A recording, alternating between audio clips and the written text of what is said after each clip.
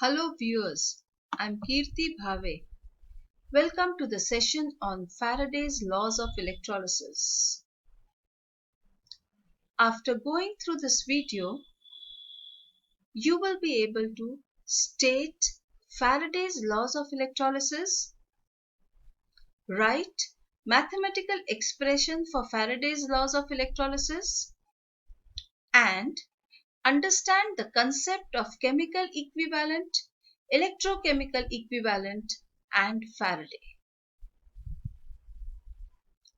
Before we do Faraday's laws of electrolysis, let us revise a few basic concepts.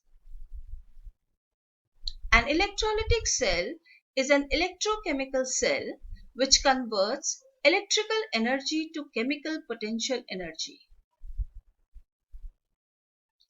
We've also done products or substances are formed at the cathode or anode as a result of passage of current through the electrolyte. And we have seen in an electrochemical process, more the current passed through the electrolyte, greater is the amount of substance formed at the cathode and anode. This particular thing was first observed by Faraday, and he gave the Faraday's first law of electrolysis. According to Faraday's first law of electrolysis, in an electrolytic process, the mass of the substances deposited or liberated at the electrodes is directly proportional to the amount of current passed through the electrolyte. Let us see how we can put it mathematically. If C is the current density, T is the duration of passage of current, Q is the quantity of current, M the mass of substances formed at the electrode, then according to Faraday's laws of electrolysis,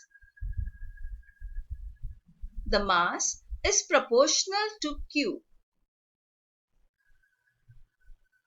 and the quantity of current is the product of current density and duration of passage of current, and therefore we can write it as M proportional to Ct. If we replace the proportionality sign by an equality sign, we have to multiply it by a proportionality constant. In this case, it is Z.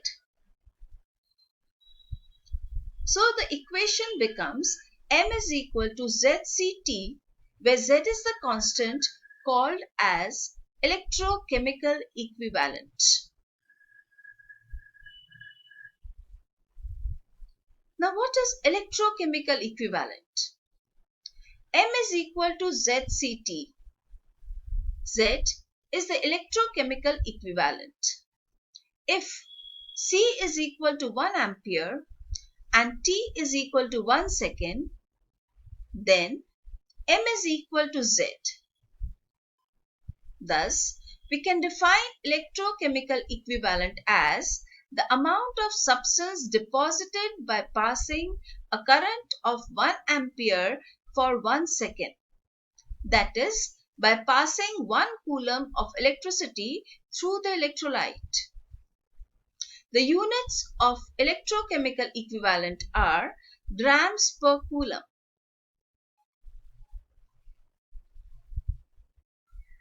Now we will do the second law of electrolysis.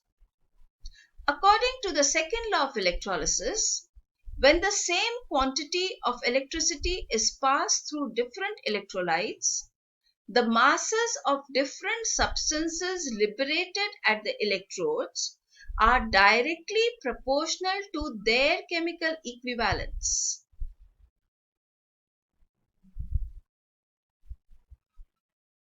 Now, look at this arrangement. Here, you have 3 electrochemical cells connected in series.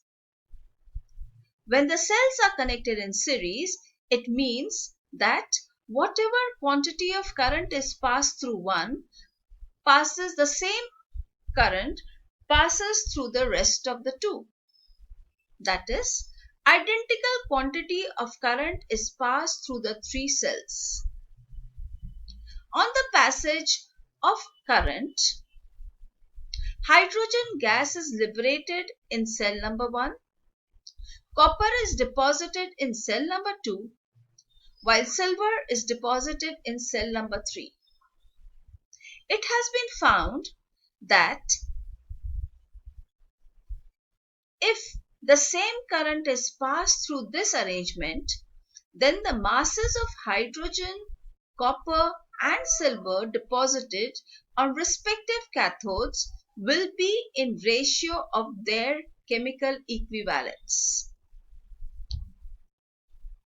And mathematically, we can write it as mass of copper upon equivalent weight of copper is equal to mass of silver upon equivalent weight of silver.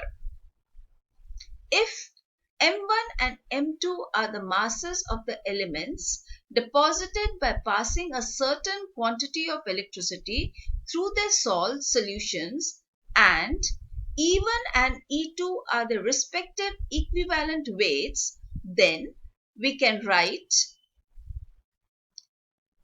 M1 upon E1 is equal to M2 upon E2. This equation can also be written as M1 upon M2 is equal to E1 upon E2. This is the mathematical expression for Faraday's second law of electrolysis.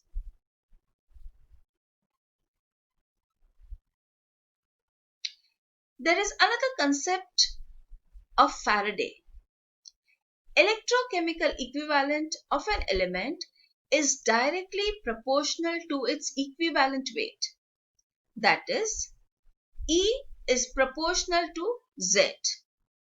Or, if the proportionality sign is replaced by equality sign, we can write it as E is equal to Fz, where F is the constant of proportionality called as Faraday's constant and found to have a value of 96,540 coulombs. Thus, E is equal to 96540 times Z. The quantity of electricity required to liberate 1 gram equivalent of an element is called as 1 Faraday, and it is denoted by F. Or we can write it as 1 Faraday is equal to 96540 coulombs. Let us summarize what we did in this video. We did the first law of Faraday, which states mass of the substances deposited at the electrodes is directly proportional to the amount of current passed. And you have the second law, which states the masses of different substances liberated at the electrodes are directly proportional to their chemical equivalents. I hope you have understood the laws of electrolysis, and these will be useful to you when you solve problems based on Faraday's laws of electrolysis. Thank you. Happy learning.